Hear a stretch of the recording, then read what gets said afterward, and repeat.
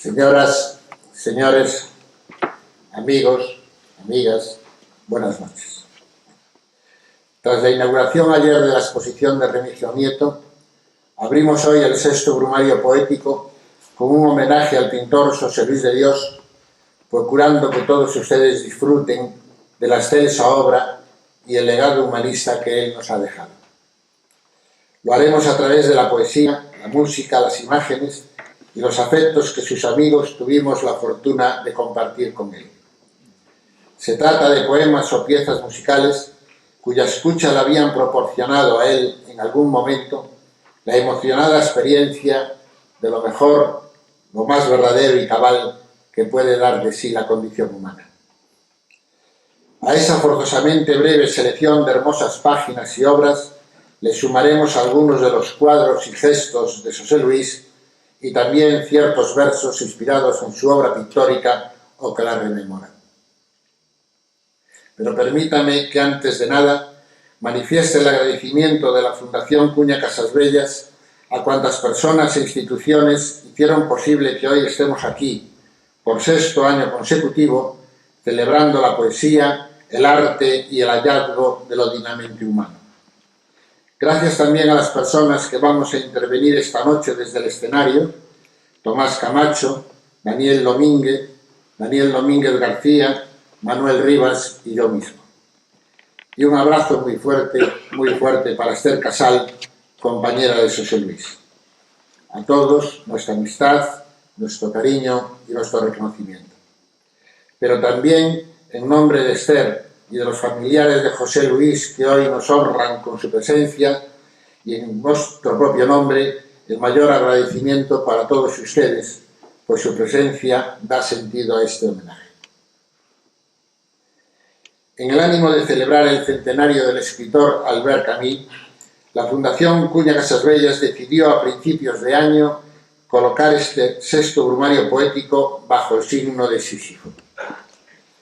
Un héroe que, según la tradición mitológica y literaria, luchó esforzadamente contra la muerte, por lo que fue castigado a arrastrar monte arriba una enorme piedra hasta llegar cerca de la cumbre.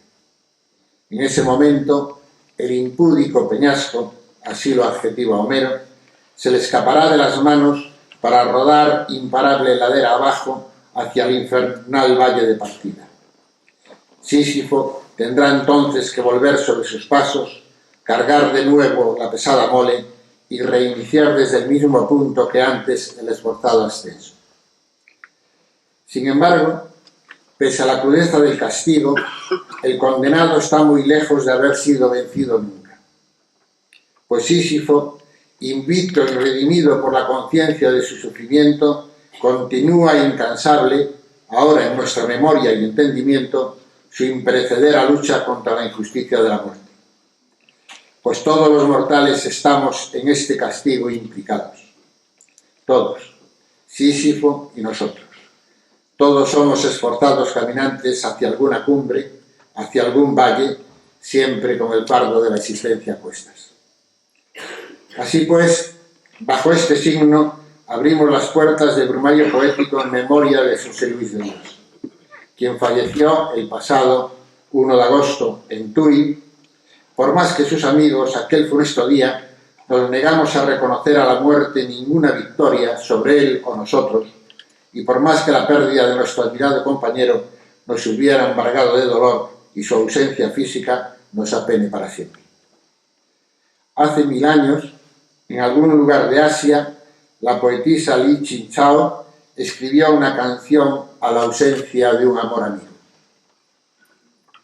La fina lluvia sobre las hojas del plátano cae gota a gota en el crepúsculo. ¿Es que todo esto puede contenerlo la palabra pena? 2000 años antes, en Grecia, un cuento popular daba noticia de que la primera vez que el joven Tánatos, representación de la muerte en la antigüedad griega, llegó a la casa de Sísifo para llevárselo, y sin embargo fue éste quien logró seducirlo, atrapándolo en las redes de la hospitalidad. Quedó así la muerte cautiva y presa, al menos por un tiempo, en el palacio de aquel que debería haber sido su víctima. Nos atrevemos a pronosticar que lo mismo le ocurrirá esta noche a Tánatos, pues ha de dormir vencido y atrapado entre los hilos con los que muchas personas, entre ellas las que estamos en este escenario, se fue tejiendo la amistad y la admiración con José Luis. Como señala el poema de José Ángel Valente, libre fue ante la muerte, con libertad que solo su propia vida pudo darle, y así, en su claridad, en su fe y en nosotros, sobrevive. Muchas personas tenemos contraída con José Luis una deuda impagable, la de haber tenido el privilegio de ser testigos coetáneos de sus pasos, de su esfuerzo creador y de su búsqueda incesante de la belleza. Y todo ello, anhelo y andadura de José Luis, tan bien representadas por el caminante que preside este escenario, para entregar generosamente a los demás el fulgor hallado por él. Pues si algo caracterizaba a nuestro amigo, más allá de su excelencia artística y sabia serenidad, era su generosidad. Ofrecía y lo ofrecía amablemente lo mejor de sí mismo. Fuese con el dulce magisterio de una conversación enriquecedora y amena, teñida las más de las veces de una gratificante ironía, o fuese con su propia obra y el esfuerzo sensitivo e intelectual a ella dedicados, el caso es que José Luis, sin reproche alguno, amorosamente, alentaba siempre al que le escuchaba a cumplir con la única exigencia indeclinable para los seres humanos. Tal y como escribió su amigo Daniel Domínguez, citándole, tal exigencia no es otra que la responsabilidad de crear algún atisbo de belleza, pues basta con eso, y que ningún afán resulta baldío para acercarnos a ese horizonte. Y cuando alguna persona, en el ámbito que fuese, se afanaba en esta exigente tarea, entonces el apoyo y aportación de José Luis nunca faltaron, como lo demuestra la inacabable lista de personas, entidades o grupos de solidaridad a los que ofreció su esfuerzo y su obra. José Luis de Dios nació en Orense en 1943. Fue uno de los 3 pintores, junto a Xaime Quesada y a Cisco Manzano, que en el Orense de los 60 del pasado siglo protagonizaron la renovación de la pintura gallega, incorporándose a las corrientes artísticas más activas e influyentes del ámbito internacional. Mientras las instancias oficiales de la dictadura procuraban cegar todo impulso creador, José Luis y sus amigos celebraron su particular abolición de las fronteras, haciéndose eco de estilos y procedimientos artísticos novedosos por estas tierras. Se trataba de abrir las ventanas, de airear la casa y sacarse de encima la húmeda mediocridad de la sociedad franquista y la rutina de los que, conformes o conformados, sobrevivíamos mal que bien. José Luis siempre disfrutó de la lectura de la poesía. Dante, Dylan Thomas, Porcelán, Leopardi, Ammatova, Hölderlin, Juan de Yepes eran nombres frecuentemente recordados en sus conversaciones. Entre ellos el del poeta, también orensano, José Ángel Valente, al que admiraba. Al comienzo de esta evocación citaba yo como el destino que José Luis había querido otorgar a su incesante búsqueda de la belleza era, sobre todo, hacer entrega de su obra a los demás y compartir con los espectadores el sublime fulgor hallado. José Ángel Valente titula uno de sus libros de poesía El fulgor. Fue José Luis quien me informó que el propio Valente, con motivo de una lectura poética realizada en la Residencia de Estudiantes de Madrid en 1989, había hecho una selección comentada de fragmentos poéticos, algunos de ellos de este libro Fulgor. Buscamos esta edición y leímos el párrafo en que el escritor afirma: la palabra poética no reconoce finalidad ni se sujeta a intención.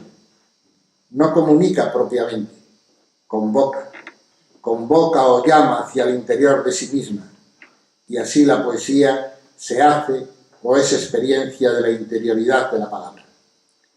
Y enseguida añadió José Luis: tal como la poesía, también la pintura se hace o es experiencia de la interioridad del color, de la línea del dibujo. Leeré 4 de los poemas del Fulgor, haciéndolo al modo que lo sugiere el propio Valente, encadenándolos uno a continuación de otro, solo separados en la lectura por un momento de silencio, ya que no llevan título. Arrastraba su cuerpo como ciego fantasma de su nunca mañana. Ardió de pronto en los súbitos bosques el día. Vio la llama, conoció la llamada. El cuerpo alzó a su alma, se echó a andar. Este es mi cuerpo todo quebrantado, andado por pedregal y monte y llano seco. Ahora se levanta y corre, como niño incendiado en la mañana. Salta los fuertes y fronteras, este cuerpo mío de sombras, en la súbita luz. La aparición del pájaro que vuela y vuelve y que se posa sobre tu pecho y te reduce a grano, a gruma, a gota cereal, el pájaro que vuela dentro de ti mientras te vas haciendo de su sola transparencia, de sola luz, de tu sola materia, cuerpo bebido por el pájaro. Y todo lo que existe en esta hora de absoluto fulgor se abrasa, arde contigo, cuerpo, en la incendiada boca de la noche. En cierta ocasión, con motivo del catálogo de una exposición en 2003, afirmé que aquellos lienzos de José Luis eran otras tantas miradas de un niño que observaba fascinado el reflejo de una rama sobre un charco del camino. Fue feliz el niño cuando chapoteó sobre el espejo líquido y un árbol irisado salpicó el mundo. El escalofrío fugitivo del agua sobre la pierna desnuda hizo vibrar los ojos del niño en los que para siempre quedó prendido aquel volcán de barro y agua sucia. Ese día, en cada gota de agua, un jardín ameno y ruinoso abrió su portalón de hiedra al asombro del niño. Hay situaciones que llegan a impresionarnos de tal modo que ya nunca nos abandonarán. Ciertos paisajes infantiles pertenecen a esta categoría. Las zanjas que bordean el camino de la escuela, los hierbajos entre los que asoma el más mísero de los insectos, la zarza sobre el muro que sostiene la finca, la pétrea pared que orilla el río desguarnecido de abedules, sauces y avellanos, la grieta del tapial por la que se cuelan las lagartijas. Son todos paisajes íntimos, retales del cosmos sobre los que la belleza originaria del conjunto del universo, cuando éste aún era increado, caótico e informe, se hace notar por una percepción exaltada e inquietante. A esta descripción pertenecen muchos de los lienzos y dibujos de José Luis, pues en ellos regresa a ese entusiasmo universal. Logra que digan los muros lo que dijeron al niño que caminó sobre ellos y éste regrese para mostrarnos. Que el agua cuente en su ondulada transparencia la breve historia de una piedra hecha por el niño instrumento para su atento aprender. En 1937, una mujer judío-alemana de nombre Gertrude Colmar escribió un bellísimo poema dedicado al archipiélago tropical de Mergui, situado en el mar de Andamán, en el sur de Birmania, que ella nunca había visto.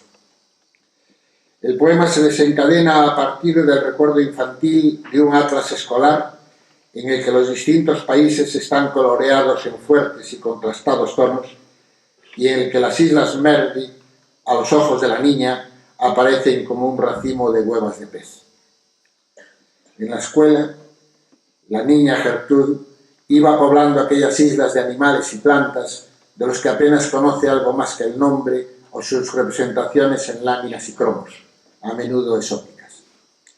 Iguanas verde malaquita, buitres de caja rojo azulada, anémonas de gorgónicos tentáculos, pájaros sin alas con crines de caballo, o la rata de las cavernas que incuba mortales huevos de color turquesa. Sin embargo, cuando la mujer escribe el poema, tiene ya 43 años. Faltan muy pocos para que un grupo de soldados alemanes la obligue a subir a un tren con destino a Auschwitz, donde murió. Las islas de Mergui de la poeta Gertrude Kalmar ya no se bañarán cantando en el océano Índico de un feliz atlas escolar. 40 años más tarde emergerán una noche desde graves profundidades marinas en las que los felices recuerdos infantiles se mezclan con el inquietante presente, poblándose de fantasmagorías exuberantes, de universos mágicos, tan reales como los cuadros de José Luis, tan reales como la golondrina de pecho violeta o la serpiente gris de ojos de luna. Es la creación que estalla, el color y la vida, la premonición dramática de lo que va a suceder, la muerte y las nupcias, la violencia generatriz. Poema Las islas Mergui de Gertrude Kalmar. Las islas Mergui son huevas. Simiente vertida ante el muslo de la rana, que Birmania azul, Siam amarilla, Anán verde, se agacha y bracea, hundiendo el pie palmeado de Malaca en las aguas de China. No, mis islas Mergui no se bañan cantando en el océano Índico. Ellas surgen del mar de la noche, emergen en silencio de la penumbra perpetua, sin día, protuberancias con mechones de un negro verdoso, lomos de búfalos inmensos que en las profundidades marinas pastan un fuego castaño. En sus hollares bulle la espuma, la oscuridad brama en sus flancos, pálido fuego sin llamas, un relámpago escapa tembloroso del cuerno arqueado. Se extingue. Bajo la maleza espinosa de la cima se acurrucan pájaros sin alas con crines de caballo no identificados por naturalista alguno. En un calvero rocoso, el ojo dorado de la luna de la serpiente gris pizarra, enroscada, inmóvil, se yergue en la noche eterna. Pero en las grutas calcáreas, cuyas paredes son devoradas por los hocicos de las olas, roídos por los dientes de las gotas, las iguanas marinas en gala nupcial verde malaquita celebran lúbricos esponsales. Un buitre negro con la cara pelada, de un rojo azulado, devora un pez de aletas púrpura. De los orificios salen, veloces, oscuras golondrinas con las alas pardas, terrosas, el pecho de un violeta sombrío. Florecen corales del color del clavel y del azafrán, aspirando ya la presa, desplegando hacia ella el abanico de sus tentáculos, y un gran caracol se envuelve en su manto de porcelana con manchas de leopardo y dormita. Las naves fueron dispersadas por el viento. Dispersadas, despedazadas, tablas a la deriva, jirones del mundo que porta el cincel del artesano, y el lápiz del que escribe, y el arado, y el peso y la balanza del comerciante, 1000 ruedas impetuosas, 1000 palabras farfulladas, y el dinero. Aquí, en el encostelado, se agazapa el mudo crepúsculo.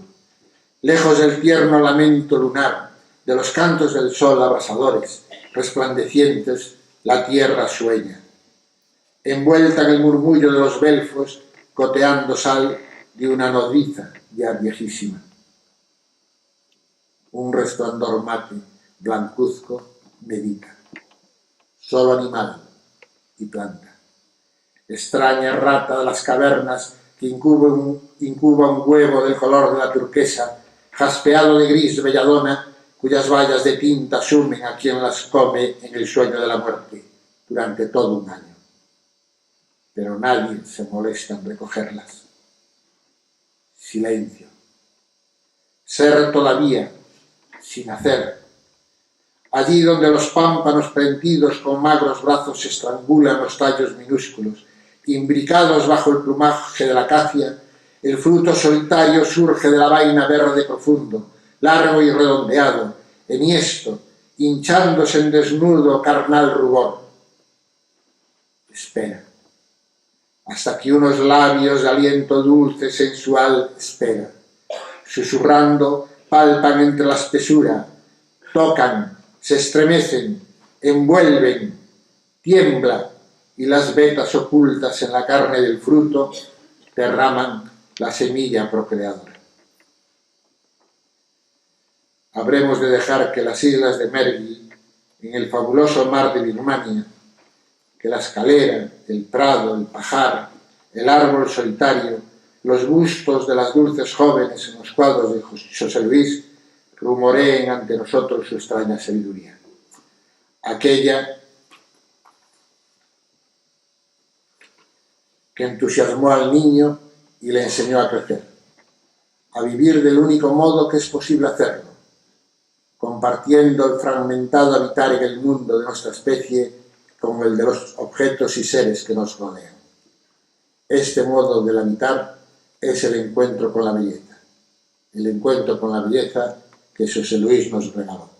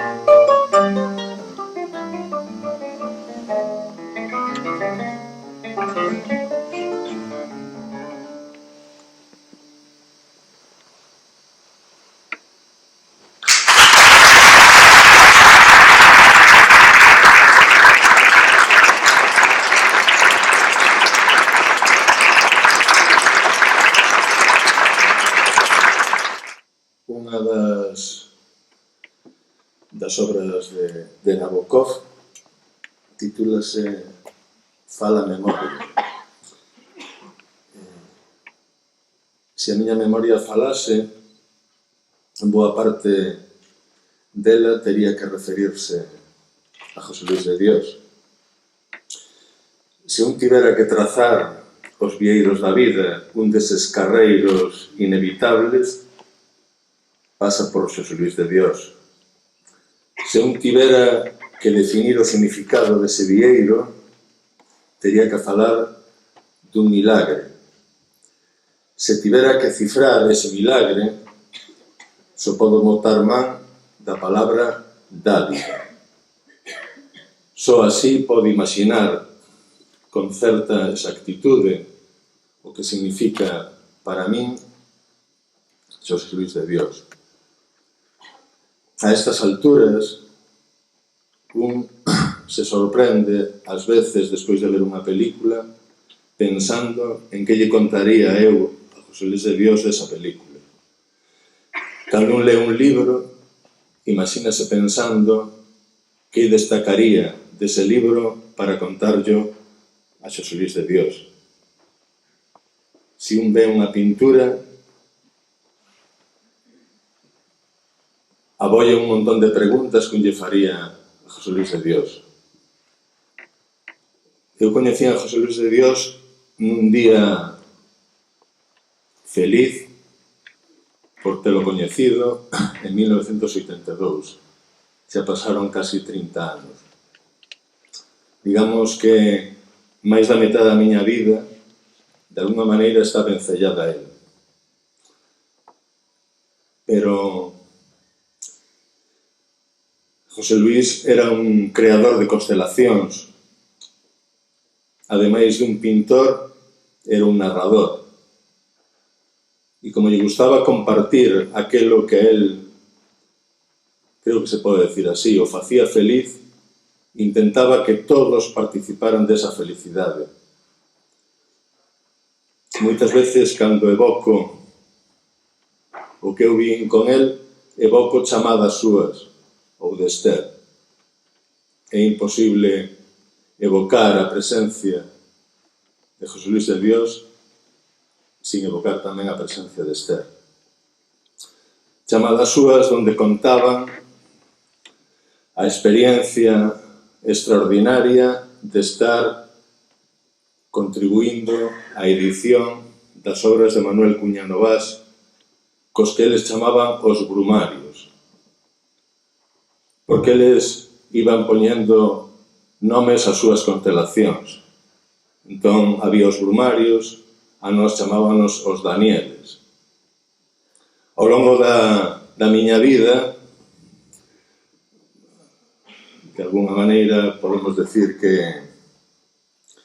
durante certas épocas anduve como perdido. Entón, cando un xa se perdera, resulta que había unha chamada, e entón era José Luis ou Esther. Eu imaginaba a José Luis dicíndolle: Esther, que tal se chamamos a ver onde andan os Danieles? Porque de alguna maneira evocar a presencia de José Luis de Dios é evocar un abeiro, un refuxio. El sempre estaba ali, eles sempre estaban ali. De alguna maneira é como evocar a súa pintura, porque a súa pintura tamén é eso. El, como pintor, era un home cuidadoso das formas, porque era un pintor. E esas formas falaban do visible. Pero no visible da súa pintura hai un rastro, unha evocación do invisible, do que xa non vemos, pero sigue presente.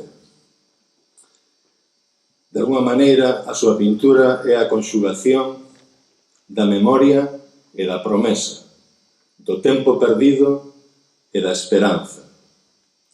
A súa pintura é como a poesía, é un síntoma de certeza, e por eso tamén é un acougo.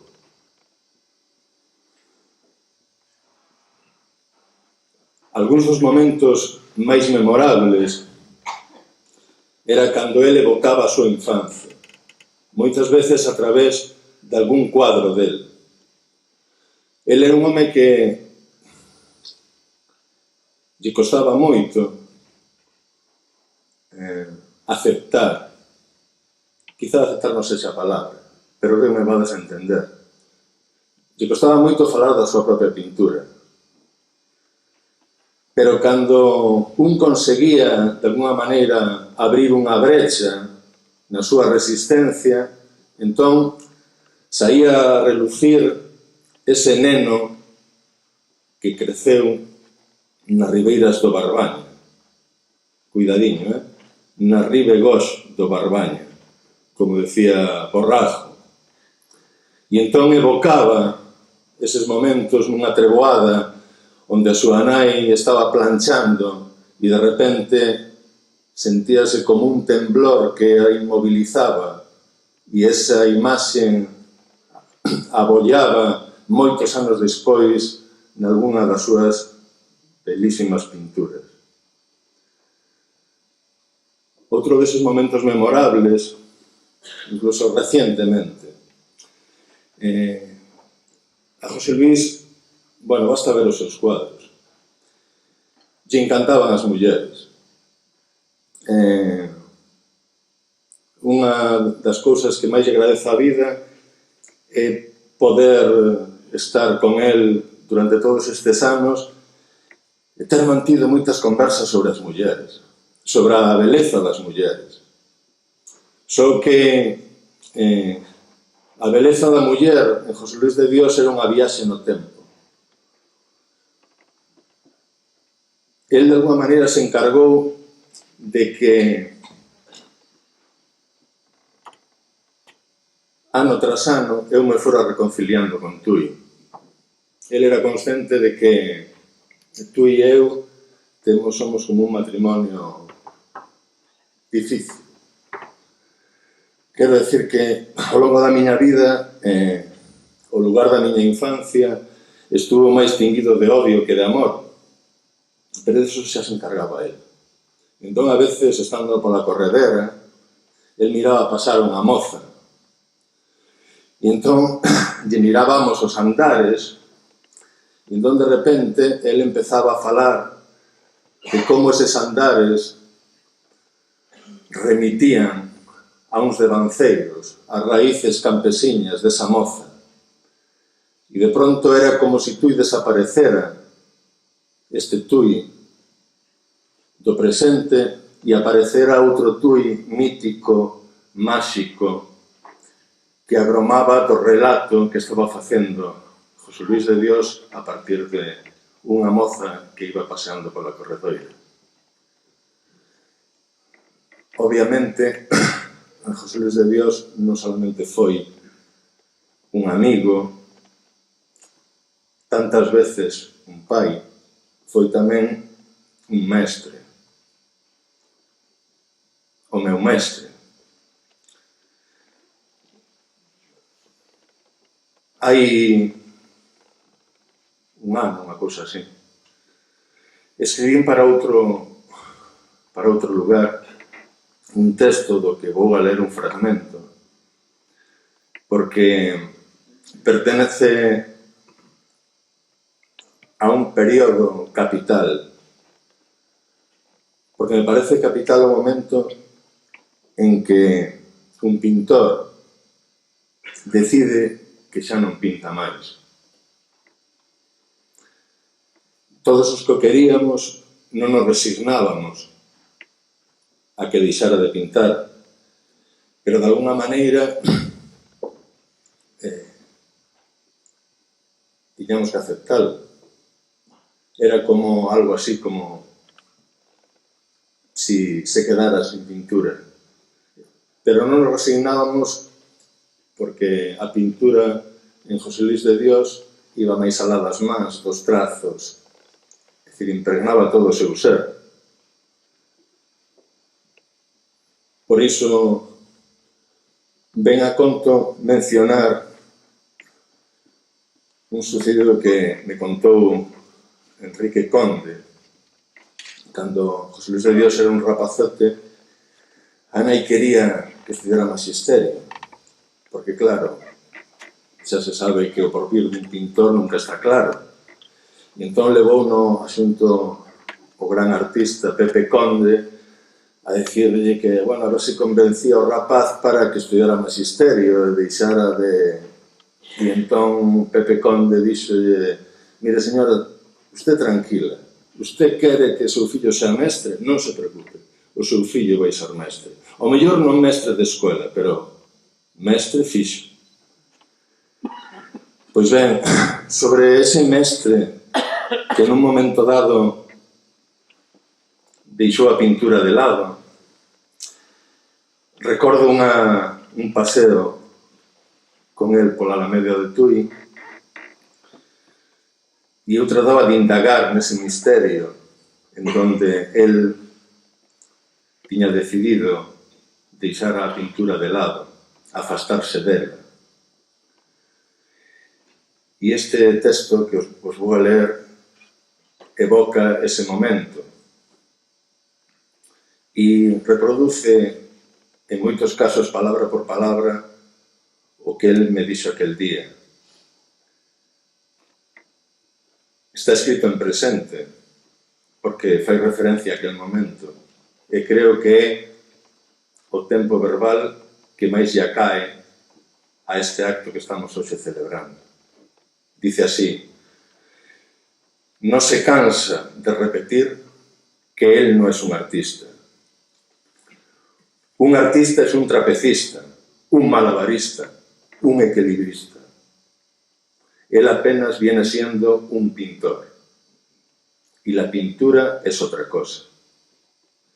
Supone transitar por tierra de nadie, por una frontera incierta, en los confines del sentido.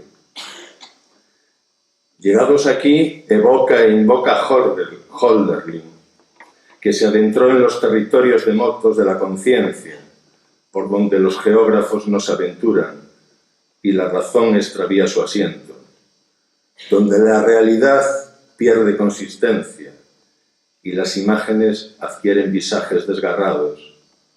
En esa región ulterior, el pintor alcanza a distinguir apenas veladuras, a modo de fundidos encadenados, de ventana abisal. Ahí, junto al abismo, trata de aprender lo que desaparece, la disolvencia misma, en la tentativa de registrar una forma y darle una consistencia de trazo de mancha, de establecer un hilo frágil con lo visible, para permitirle a la mano abrir con el lápiz, con el carboncillo, con una mancha de color, una puerta donde las formas esperan el catalizador de la reacción alquímica, donde el sueño ilumina la materia memoria con el candor de un pájaro o con los pétalos de silencio, donde el tiempo de los orígenes invoca los límites de la visión, allí donde fugitiva aletea la belleza. Una forma en trance de disolución, aprendida en el temblor, rescatada en la tierra de nadie y que cobra vida en el papel, en el lienzo, en la esquina de un sobre. Una mujer con cabellos de ceniza, sulamita, ese verso de Porcelán. Una ventana, un caballo, un perro, una fontela en medio de un bosque, un peregrino insomne, el túmulo dolménico de un fuxido, el hacedor. A pintura de Xosé Luís de Dios é un legado de beleza. Pero como todo o mundo sabe, a beleza non ten nada que ver coa estética, sino ca ética, co compromiso. Esa é, penso, a máis grande testemunha que nos deixa a pintura de José Luís de Dios, pero tamén a súa amizade, o seu abeiro, a súa protección, o seu refuxio. Un dos poemas preferidos de José Luís de Dios era un poema de Manuel Cuña Novas que se titula Noite Maior. Baixan segredos sonos a escada dos fulgores até a fosa onde enterro o meu anxo. A vela do meu loito sin árbores e sin páxaros é de cotío anguria, é de acotío pranto. Roda o silencio da iauga como un salaio alobre e o terror aboia nas escuras estancias. Entre a paré e a espada seu volume alonga, de mundo derrubado sin eixo que o sosteña, a outro referido de anxos e fantasmas. Cega a cinza dos astros as toupeiras escuras, sin acouco encobadas nas tebras estantías, onde escorren mansenillos vagalumes, na mentras as mans baleiras agoiran a distancia, desesperadamente estendidas cara ao ceo. E ouvean os cans aluarados nas eiras largasías, atendendo a chamada crudel do desacougo. E furan os lagartos e buratos de noite, mais nós, en pé, os magoados de tebra dura, malio afán de fuxir, permanecemos. Quen soporta o conxuro, a cruz da tebra sempre a costas, pola cara luz da nosa vida, quen soporta a tacega noiturna dos mortos trasgoando os seus eidos de corpo presente, quen soporta as cadeas que inzan os degarros na soma, o urro aluciñante imantando silencio e o funguido da terra que xira baixo os pés, dispara sin sentido nista soma de prantos. Ponnos de luz, Señor, érguenos da terra feridos de piedade, arríncanos o espanto da tebra apaixoada que roe a luz senlleira, derrubada no tempo, usada enteiramente. Érguenos da soma a outros eidos, ao segredo das cárceles, o fulgor instantáneo, na nosa pálida seguridade de cinza. Ensume na tua chama derradeira tafega, cando todo o que foi ameace o seu destiño. E repentinamente escalla o corpo na nada, como un tanguer mollado de campás esvaíndose.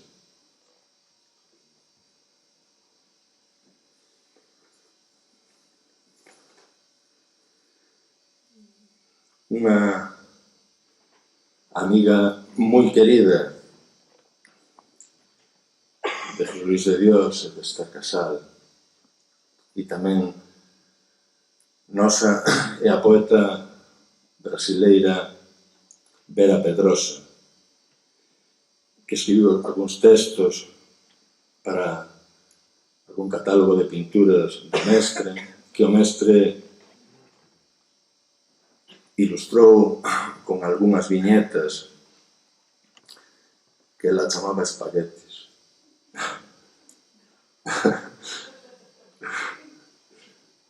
Algún dos seus libros de poemas, e fixei chegar a Esther hai pouco un par de poemas que ela escribiu, cada un deles referido a unha pintura de José Luis de Dios. E é un placer inmenso, por lo menos, ler aquí, neste acto, un deses poemas.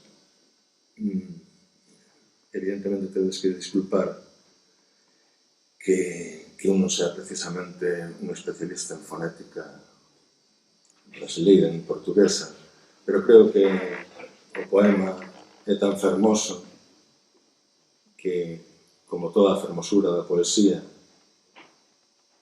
pode perfectamente saltar por enriba de calquera barreira fonética, mesmo idiomática. O poema de Vera Pedrosa que vou ler se titula Veladuras, que fai referencia a un cuadro, pero ven sendo como tamén referencia a unha das fontelas da pintura de José Luis de Dios. Veladuras. Doces veladuras disfarsan a vida, fervillantes sobre a superficie do cuadro, brinquedos dunha non infancia xogados aos cantos. Rotos resquicios do que é sólito, dispersos entre delicadas flores, xuncos ramaxens intanxíveis, detritos esparsos, libros desfollados. O santo poeta de man erguida evoca a noite sagrada, tórnase uno con o ceo e a terra, no pantano no lodo rastexan animais farfallantes.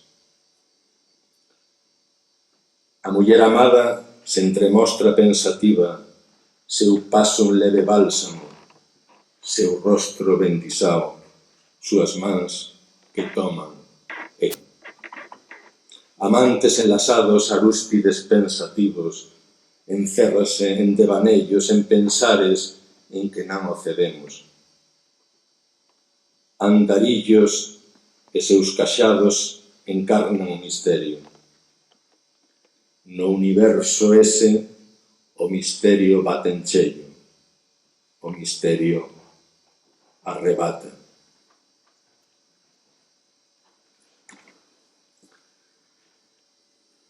Dende hai xa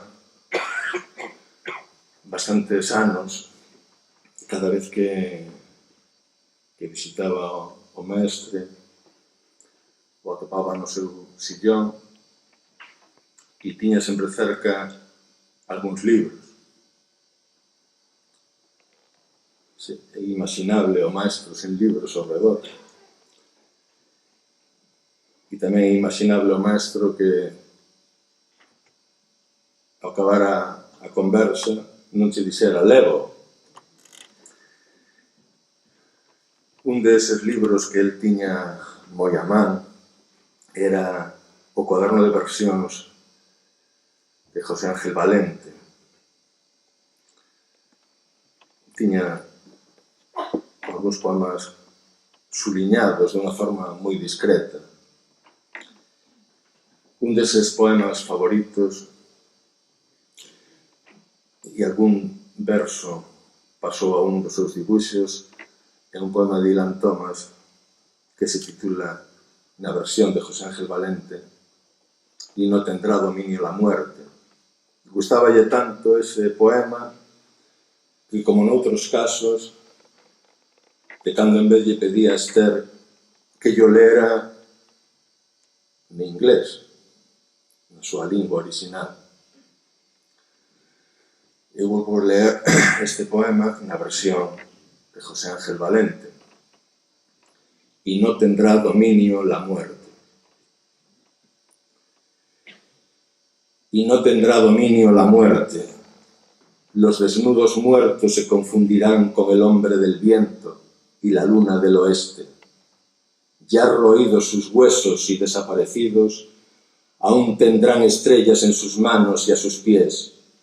Aunque enloquezcan, cuerdos serán. Aunque se hundan en el mar, volverán a subir. Aunque se pierdan los amantes, no se perderá el amor. Y no tendrá dominio la muerte. Y no tendrá dominio la muerte. Largamente bajo los remolinos del mar yacerán, pero no morirán con pavor. Torcidos en el potro, los tendones rasgados, atados a la rueda, no se romperán. En sus manos la fe se partirá en dos y el unicornio del mal los traspasará. Hendidas sus entrañas, no se quebrarán. Y no tendrá dominio la muerte. Y no tendrá dominio la muerte. Ya nunca en sus oídos gritarán las gaviotas, ni el rompiente clamor de las olas. Donde una flor se abrió, nunca más una flor alzará su cabeza al soplo de la lluvia. Aunque locos y muertos como clavos martillos serán, en las flores surgirán sus cabezas, abiertas en la luz hasta que el sol se caiga. Y no tendrá dominio la muerte.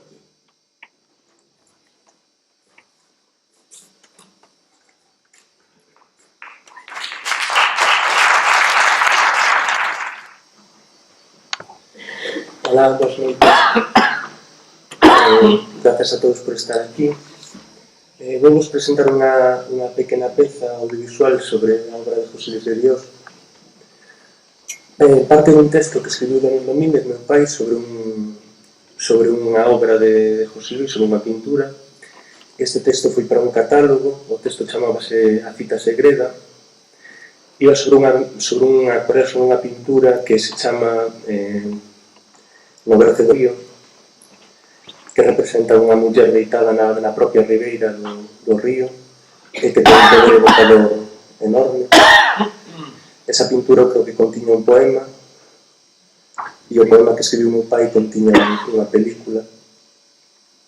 Hai como 2 anos empezamos a pensar que o mellor poderíamos intentar deixar sair esa película que había dentro do texto. E en eso seguimos. Esta peza, máis que unha película, que unha metraxe, é un apuntamento, un primeiro esbozo. Seguiremos traballando, pero creo que é un bom momento para que podamos ver. Bueno, non quero dicir nada máis porque xa hai xente que está dicindo cousas moi acertadas e moi bonitas. Quero só dar as gracias a xente que está facendo posible este proxecto, como Adela Somoza, como Mani Moretón, sobre todo, claro, Esther e a José Luis. Vale, espero que vos teños. Gracias.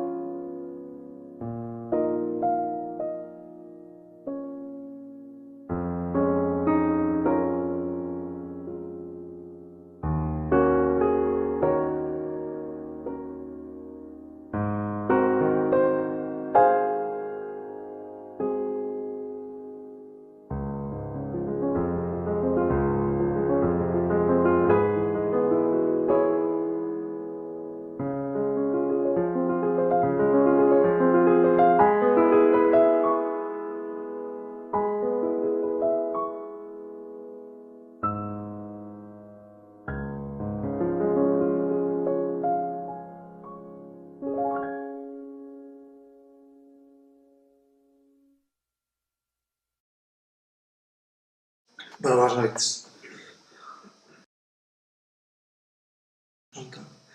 Estaba tan a gusto.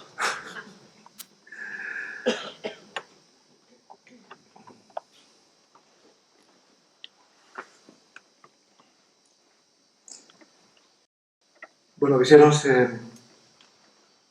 tantas cousas atinadas, tan fermosas, que un pensa que o que pode facer é enfiar algunhas, non? Sen estragalas, sin tentarlo, non? Ese poema que resoaba hai pouco de Dylan Thomas, non? Na voz de Daniel, e non terá dominio a morte, non? Eu estaba a pensar nun dos 4 propósitos que Albert Camus puña o xornalismo e por extensión eu coido as artes e a propia condición humana, o propio xeito de estar no mundo, non? Que a min, digamos, pareceme un mandamento, unha máxima dificilmente superável, non? Para definir precisamente a condición humana, o xeito de estar aquí, que e simplemente negarse a dominar. Negarse a dominar. Iso é o primeiro que debería ter no Masín, a súa ollada o xornalista, e xa digo, eu penso en moito máis, non? E dende logo ese era o xeito de estar no mundo de Xesús Luis de Dios, non?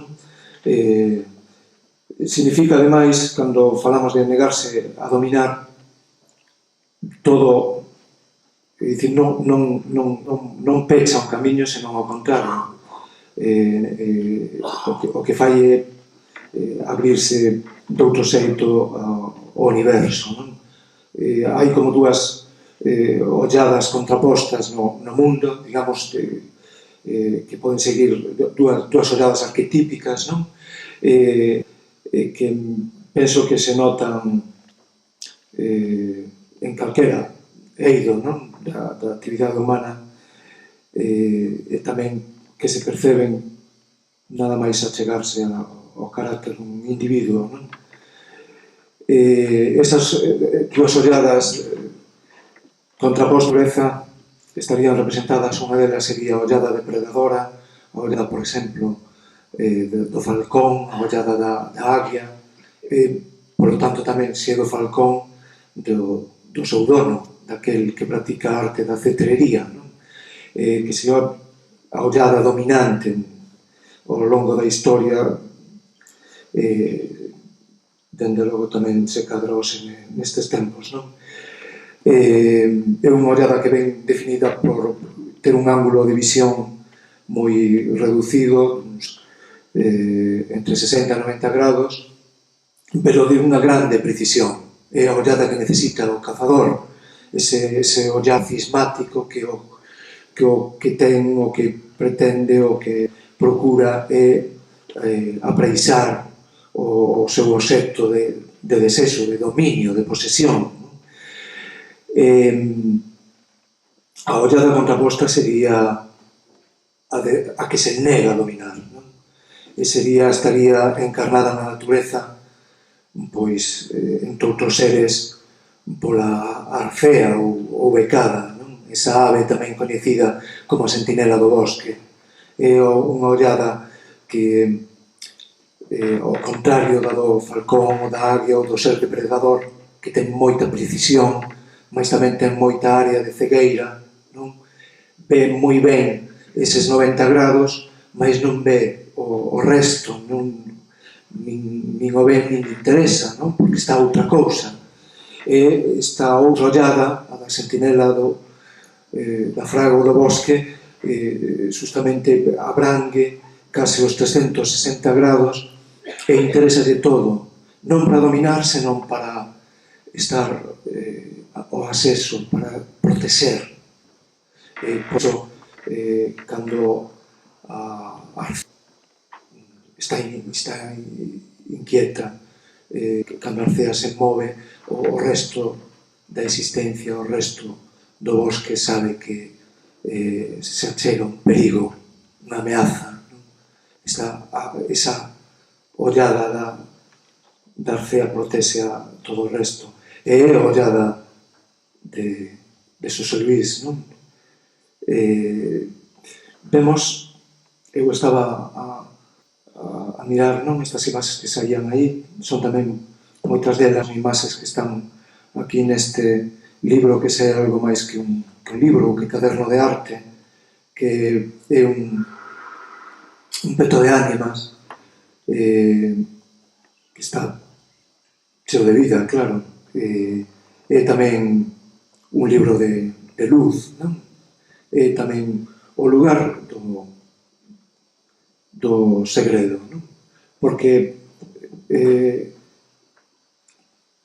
esa idea que tiña cando estaba a ver as imaxes é que o pintor, a ollada da Arcea, vai recreando, facendo resistir para nós aquilo que está na súa memoria, que está tamén ante a súa ollada, pero hai algo máis, non? É tamén un xeito de proteger, de envolver. É dicir, por unha parte, danos luz, agasállanos con luz, fainos ver aquilo que non se cadra non viamos antes, non? Pero ao mesmo tempo protexeo, ao mesmo tempo está, é dicir, desvenda o segredo, partilla con nós o segredo,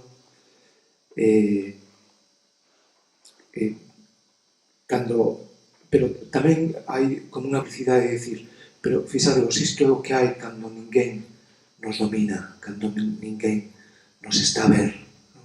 Para, dicir, cando conseguimos zafar da ollada depredadora. Entón, é algo que se abre, non? Como o ourizo, cando se pongan a andar, cando se desprega, e tamén é o que se pecha. Partillamos un segredo, pero tamén vemos como el está a construir un segredo, algo para guardarnos a todo iso que nos rodea, non? A maravilla do universo, a maravilla do mundo, a natureza toma ciencia de si mesma, e ao mesmo tempo estamos abrazando, estamos protexendo. Eu penso que é a sensación que sempre temos con el, non? Unha das cousas, un dos agasabios que nos fixo Xosé Luís foi dar a coñecer a obra de John Berger, non?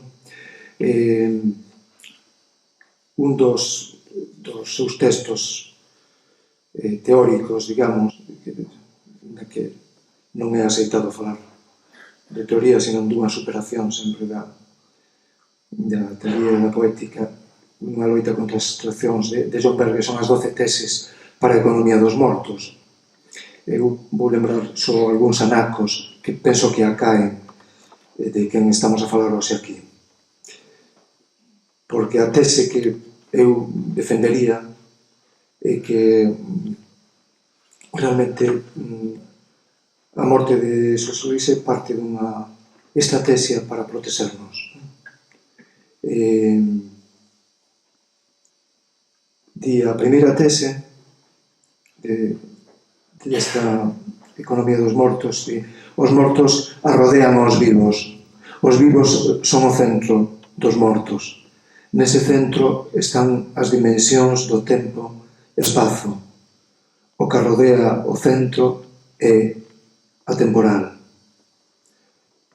Os mortos habitan un intre atemporal de construción que recomeza constantemente.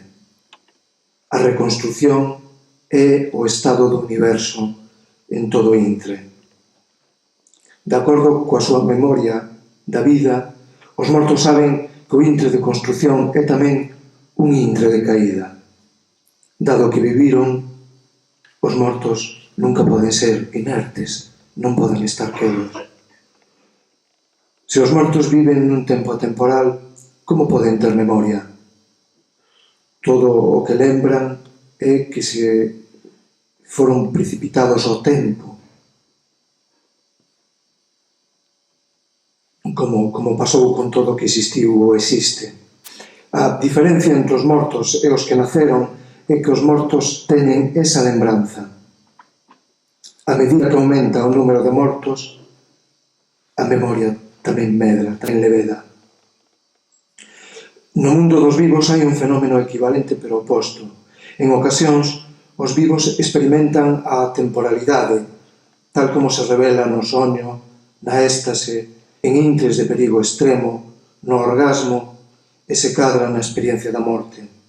Neses intres, a imaginación dos vivos abrangue todo o campo da experiencia e excede os límites da vida ou da morte individual. Tócase coa imaginación expectante a espreita dos mortos. A imaginación dos mortos. Eu penso que está aquí a clave, non? E altero as dúas teses finais. A última sería esta: como viven os vivos cos mortos? Ata que o capitalismo deshumanizou a sociedade, todos os vivos esperaban a experiencia da morte. Era o seu futuro final. Os vivos eran en si mesmo incompletos. Dese xeito, vivos e mortos eran interdependentes, sempre. Só unha forma de egotismo extraordinariamente moderna rachou esa interdependencia, con consecuencias desastrosas para os vivos. Agora pensamos nos mortos en termos dos eliminados. E a penúltima era esta: que relación teñen os mortos co que aínda non sucedeu, co futuro? Todo o futuro é a construción a que está entregada a súa imaginación. Eu falaba por iso dunha estrategia, non? Unha estrategia da natureza, non? Que, digamos, colocou a Xosé Luís nese tempo, entre o tempo e o intemporal, e que ten que ver con poner a traballar, digamos, a imaginación, dende a morte, esa imaginación que nos protexe. Xosé Luís, polo tanto, forma parte moi activa nestes intres dunha organización enigmática, do que poderíamos chamar unha trama de imaginación da natureza. El ocultouse, mimetizouse, trata de ser invisível, mais a súa obra delato. Así que, compre sabelo, a súa obra conspira contra a desfeita, contra o lume e contra os ioivos que estragan os eidos da ollada. É un custodio. Se desaparecesen os corpos cromáticos da faciana da Terra, atoparíamos o levedo para a reconstrución nestes espazos, neste peto de ánimas, neste segredo que nos legou, non?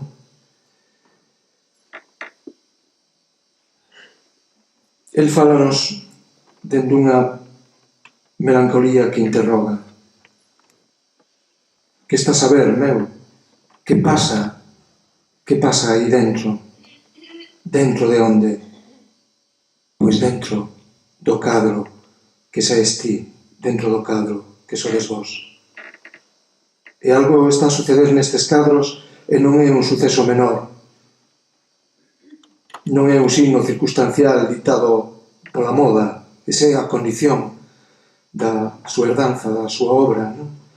Que non se pode apraisar, non se pode situar nun nicho da arte.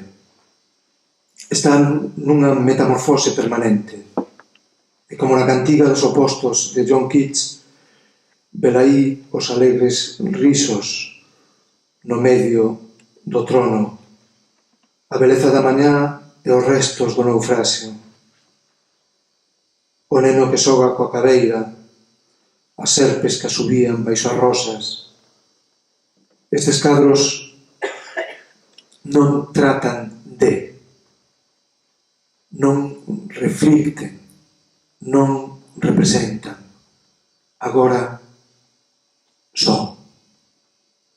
Por enriba de todo, son.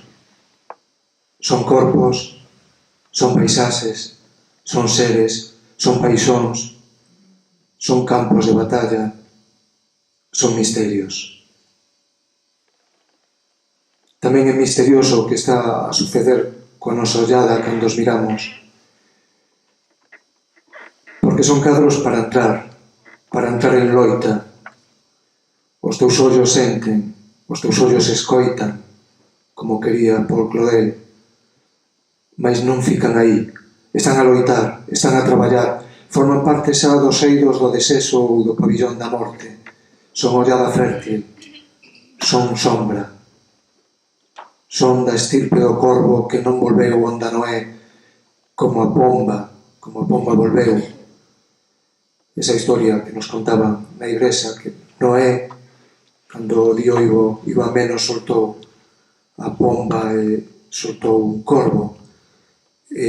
Sabíamos o que pasou coa pomba, volvía coa oliveira no pico, mas nunca se nos decía o que pasou co corvo. Saíamos dali do sermón coa incógnita do corvo, que sería do corvo. E o corvo é o que anda por aí, o que anda a conservar, a proteger os segredos, non? O que saiu das rodeiras da historia, do mandato, do signo. Na obra de Xosé Luis de Dios está toda a historia da pintura, mais está expresada a xeito dun paradoxo esencial, como Roland Barthes definía a grande literatura. É a vez signo dunha historia e resistencia contra esa historia. O que pintou a man sincera, a man de Xosé Luis de Dios, dun xeito magistral, é a intuición da estación máis tráxica da metamorfose da natureza, engolida polo que chamamos a sociedade do risco. E nesa pintura que fala, que bisba, que murmura, que gurgura, que uvea, o que agora escoitamos sobre todo é a voz libre, a voz da imaginación, da morte, de quen tamén foi signo de resistencia e que se cadra nos fala cun poema estarrecedor de Camões. O tempo cobre o chan de verde manto que xa coberto foi de neve fría e en min converte en choro do doce canto. E afora este mudarse cada día, outra mudanza faz de mor espanto que non se muda xa como soía. Eu teño 3 poemas, un deles ten que ver con esa querenza que nos transmitiu de cara a John Berger, non? E que, bueno, as veces que temos falado penso que era un poema que tiña tamén entre as súas cousas, non? Entre as cousas que podíamos partillar, non? Chámase A Negra Terra. De falar, falarei coa terra, a terra verdadeira, a negra terra onde prende a raíz, a terra que se pisa, a terra que se queima e que se crava, ese enorme lenzo onde o home debuxa o seu capricho, Onde o home se perde se revolven sombras. A negra terra. Ese corpo de puta bella con dentes amarelos de tabaco, con olleiras negras de tan azuis. De falar, só con ela falarei. E falarei coas mans, docemente coas unllas, coa paixón dun amante, como falan cando albiscan a morte os avarins feridos. De falar, falarei coa terra, con esa negra terra que cospe como sangue do peito primaveras. Hai outro poema que está en Herbas do Cego que dediquei a Xosé Luís e a Perla, que fala dun obradoiro, dun taller de pintor e dunha muller, unha panadeira, a panadeira de Ingres. A esa hora séntese un corpo feito de trapos vellos, con cotras de pigmentos, palabras fanadas, mans blasfemas, cinzas de labaradas, decantacións, sucos lacrimosos de cera, o restroballo oleoso da poda de sombras, o motín das cousas desprezadas, as culpas amoreadas nas esquinas, as coura de trazos, o intre tóxico, o sublime aloixado, o místico veleno, a luz resentida no sacemento de espirais, a empadumada do chan, unha chaira de vento insone, ánimas dos morcegos nas pugas dos arames, ovellas a roer o coiro das ervas, a enigmática organización da néboa, o malestar petrificado do destino, o renxer da aurora florentina na fiestra do estudio. A fin, Jean Ingres cede, atrévese, tensa o tremor, pinta a espalda máis bela da historia dos corpos nus. A de Margarita, a filla do panadeiro Francesco Luti. En 1518, Rafael disponse a agarimar aquela curva. Era a fornarina, sentada no regazo do pintor e amante. Olla a Ingres cun resplandor irónico de esposa. Ano de 1814. Para rematar, hai un poema que fixen pensando nos meus dous avós, non? As avós, unha non a cheguei a coñecer, se morrera, a outra morreu pronto, tivo unha vida moi intensa, moi especial, a costureira. Neste caso, o poema ten que ver coa linguaxe dos dous avós, que eran tamén absolutamente contrapostos, non? Dous hemisferios, porque un deles, o labrador de Corposanto, falaba moito.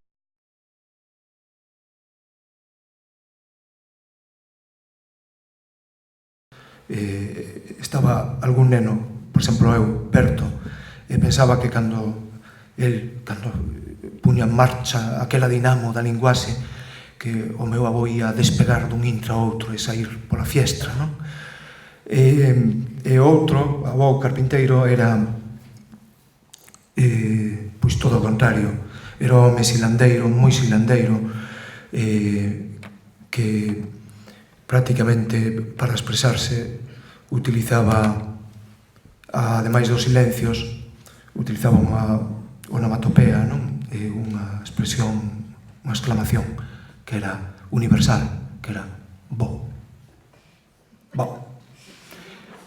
Cando lle contei esta historia, coñeceu o poema a Xosé Luís, pois riu moito, como ría el, ademais, que parecía que era o mesmo rir do cosmos, non? O rir tamén da realidade intelixente, non? De algún xeito eu pensei neste poema porque penso que había esa achega porque dentro de Bo, dentro de Xosé Luís, era ao mesmo tempo os dous avós, non?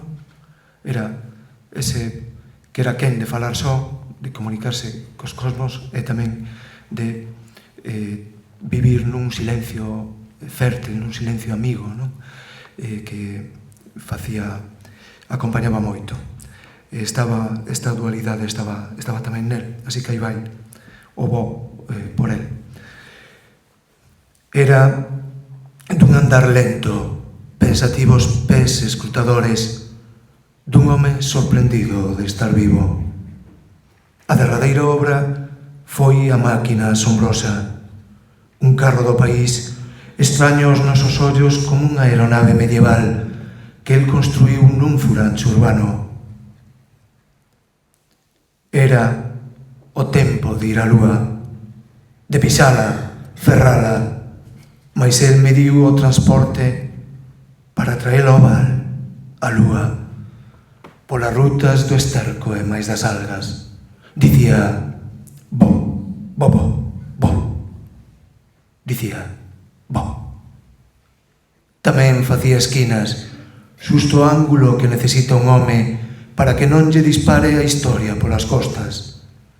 Abriu co gume do seu corpo un recanto na taberna. Respetábase o lugar porque o fixera el, cara dentro, tallando a sombra cun machado de silencio. Fixera a luz da lámpada cos filamentos do seu cabelo crecho, un branco de zinc incendiado de paz atormentada. Dicía, bo, bo, bo, bo. Dicía, bo. Facía coas mans cada cigarro e o fume leal. Pesaroso era o cordal que sostiña un descoñecido país enriba das nubes, un infindo centeal ensertado nos últimos pasaros. Dicía, bo, bo, bo, bo. Dicía, bo. Dentro da noite, unha noite ao pasar, a voz sacerdotal. Faille falta un responso, Manuel.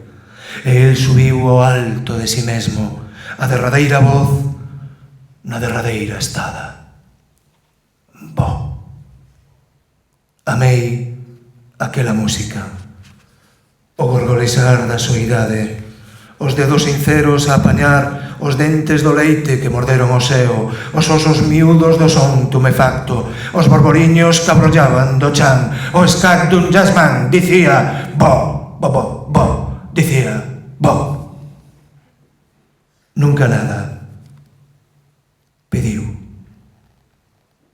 Todo fixo el coas mans, mesmo a sombra, para andar o día de marchar. Dicía, bo, bo, bo, bo. Dicía, bo.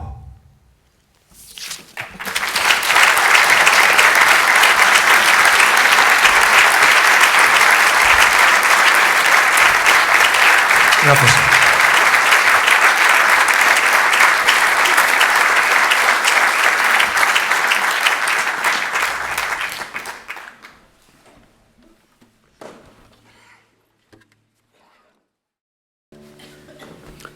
Esto me voy a permitir decir unas breves palabras sobre la música que voy a interpretar y que no la escogí por azar, sino porque considero que tiene una relación con el acto de hoy. A José Luis, bueno, no voy a contar mi relación con José Luis, sencillamente decir que lo conocí un poco, pero suficiente para entender algunas cosas, igual como a Juan Sebastián Bach lo he estudiado también muy poco, pero suficiente también para entender. Y creo que los dos tienen alguna cosa en común, por eso escogí estas obras de Bach. Desde el punto de vista personal, yo creo que son dos personas con un sentido de la rectitud, de la ética, de la honradez enorme. Y desde el punto de vista artístico, creo también que hay bastante similitud porque los dos persiguen la perfección, la exigencia máxima, y creo que la consiguen en muchísimas ocasiones. Voy a tocar ahora La Chacona de Juan Sebastián Bach, que es una obra que está dedicada a María Bárbara, su esposa, su primera esposa, que tras volver de un viaje acompañando en la corte al príncipe Leopoldo a tomar los baños que solían hacer durante varios meses, al volver su esposa había muerto y estaba enterrada. Y entonces él, lógicamente, tuvo, sufrió muchísimo, y en ese momento a la partita número 2 para violín, cuyo movimiento he tocado uno de los movimientos, la Courante, le añadió esta chacona, que es archiconocida, la chacona, que es una especie de tombó, una especie de homenaje fúnebre. Y en ella yo creo que vierte toda su sabiduría. Se considera que es una de las obras más complejas en todos los aspectos, no solamente técnico, sino en cuanto a formulación estética. Aborda todas las fórmulas musicales, o prácticamente todas, y también desde un punto de vista simbólico tiene claves o mensajes muy, muy interesantes. Está dividida en 3 partes, y cada una de ellas, las 3 partes, están basadas sobre un coral luterano y concluyen con el típico amén, o sea, una cadencia perfecta. Amén. Concluye con el típico amén.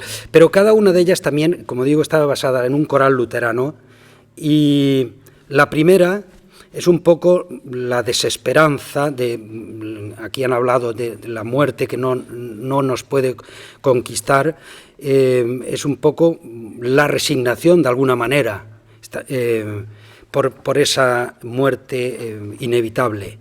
La segunda, en tono mayor, bueno, la primera es un tema y 32 variaciones. La segunda es un poco en tono mayor, quizá significa un poco más la esperanza en la resurrección. Hay que decir que Juan Sebastián Bach era una persona muy, muy religiosa. Y la tercera, desde mi punto de vista, es una especie de oración, de lamento, de oración. Sobre esta obra se han hecho infinidad de versiones, desde que Mendelssohn en el siglo XIX descubrió o redescubrió a Bach, la música de Bach, se han hecho multitud de versiones, y especialmente de esta. Yo me basé en una versión que hizo mi maestro Andrés Segovia, y yo le hice algunos cambios. Esto, lo que sí que quiero aclarar es que, en cualquier caso, si aburre, si no les gusta o cualquier distracción que pueda ocurrir, en ningún caso es culpa del autor, por supuesto, sería culpa del intérprete.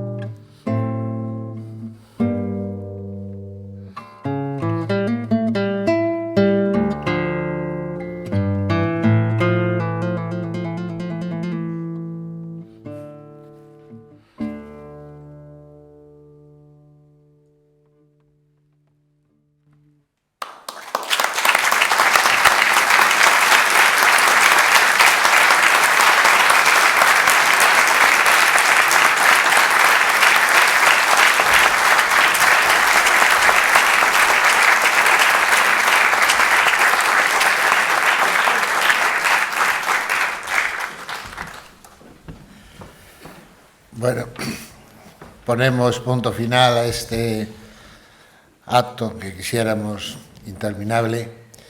Quiero dar las gracias a todos que intervinieron, por favor.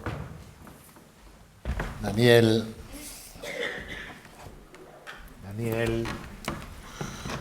Manolo,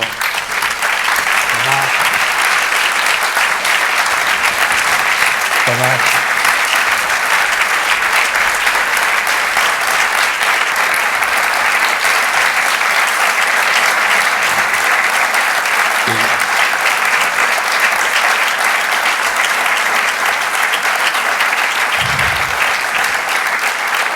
Cumplo gustoso con un mandato de, por favor, Esther Casal.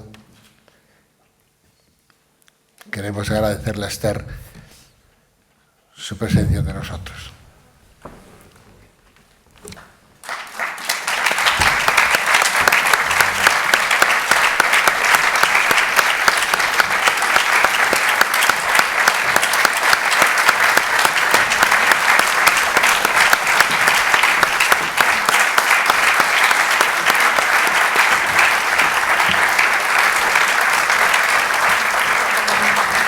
Bueno, este acto termina aquí, pero el brumario poético, el sexto brumario poético, continúa su andadura. Hay un descanso de 10 días, pero el día 16, en este mismo lugar, a las 8:15 de la tarde también, celebraremos un recital en torno a la figura de la poeta uruguaya de origen gallego, Idea Vilariño. Será un recital poético y musical, puesto que Idea Vilariño, que murió el año pasado, era además letrista de una serie de canciones enormemente populares en toda Latinoamérica y que, bueno, de una belleza realmente indescriptible. Les invito a que vengan ese día 16 y luego continuaremos en los próximos días. También está abierto quien quiera anotarse al taller de poesía, sobre poesía árabe, sobre poesía iraquí contemporánea, que dirigirá el poeta hispanista, poeta iraquí, Abdulhadi Sadoun, Premio Internacional Antonio Machado de Poesía, pero ese no será en el teatro principal, ese es un taller más íntimo, digamos. El número de plazas es limitada por las capacidades del local, porque se va a celebrar en el local de la Fundación, aquí en la Rúa Marquesa. Quien quiera anotarse puede hacerlo bien por teléfono, en fin, o a poniéndose en contacto con nosotros por correo electrónico, como lo desee. Gracias y esperamos.